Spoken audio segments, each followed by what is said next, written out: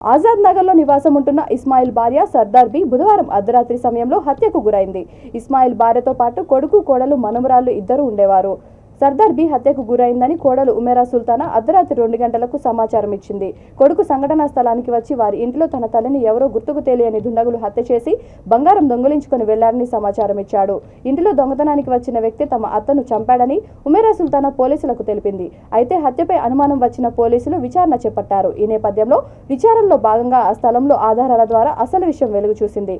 Sardar B కొడుకు బాషాతో గుంతకల్కి చెందిన ఉమేరా సుల్తానాకు 2018లో వివాహమైంది. సర్దార్ బికి ఉమేరా సుల్తానా ఇంటికి కోడలుగా రావడం ఇష్టం లేకపోవడంతో చీటికి మాటికి ఇబ్బందులకు గురి చేసేది. సర్దార్ బి పెట్టే బాధలు తట్టుకోలేక ఆత్మహత్య చేసుకోవాలని తన తమ్ముడైన గుంతకల్కు చెందిన హున్నూర్ వలీతో చెప్పి బాధపడింది. హున్నూర్ వలీ, నువ్వు ఎందుకు చచ్చిపోతావు, తానే మీ అత్తను చంపుతానని పథకం వేశారు. దీంతో గుంతకల్ నుంచి వచ్చిన హున్నూర్ వలీ అర్ధరాత్రి సర్దార్ బిని ఒక వైరు సహాయంతో గొంతు బిగించి చంపినట్లు విచారణలో వెలుగు చూసింది.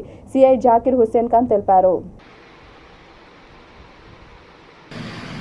నిన్నటి దినం ఉదయం 2 గంటల ప్రాంతంలో అనంతపురం పట్టణంలోని ఆజాద్ నగర్ నందు సర్దార్ బి అనే 57 సంవత్సరాల వయసు కలిగిన ఆమెను గొంతును వైర్తో బిగించి హత్య చేసినారు అని చెప్పి సర్దార్ బి భర్త అయిన ఇస్మాయిల్ గారు ఇచ్చిన ఫిర్యాదు పైన కేసు నమోదు చేసుకుని దర్యాప్తు చేపట్టడం జరిగింది. ఈ ఫిర్యాదులో ఫిర్యాదుదారుడు వ్యక్తపరిచిన అనుమానము మరియు నేర స్థలాన్ని బట్టి మరియు సాంకేతిక ఆధారాలను బట్టి ఈ హత్య చేసిన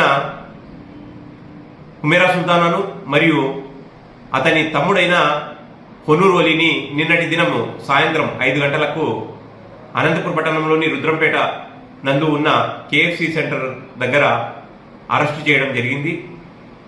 ఈ హత్య చేయడానికి వీరు వాడిన వైర్ను, డిస్కవరీ వెహికల్ AP21 AK 5598 అనే వాహనాన్ని, తర్వాత 2 మొబైల్ ఫోన్లను, కొన్ని బంగారు గుండ్లను స్వాధీనం చేసుకోవడం జరిగింది.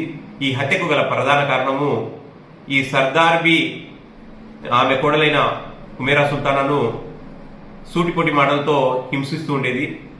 ఆమె దానిని తట్టుకోలేక ఈమెను ఎలిమినేట్ చేయాలి అని చెప్పి నిన్నటి దినము ఉదయం 1 గంట ప్రాంతంలో ఈ ఘాతుకానికి పాల్పడినారు.